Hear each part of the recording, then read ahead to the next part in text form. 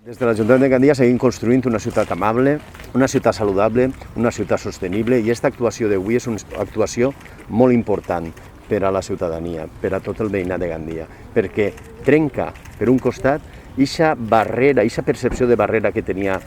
el riu, prolongant el passeig de la ciutat amb aquest trencadís que ens uneix amb la nostra infantesa, que ens uneix com a gandians, no? I permet ampliar els espais per a vianants en un moment en què això és importantíssim, cada volta més. L'itinerari a peu cap a l'hospital, per tant, serà un dels objectius importants d'esta intervenció, que incorpora este parc, un parc que estava degradat i que per fi l'integrem en la trama urbana amb totes les característiques i totes les necessitats que la ciutadania reclamava. Gandia s'eixampla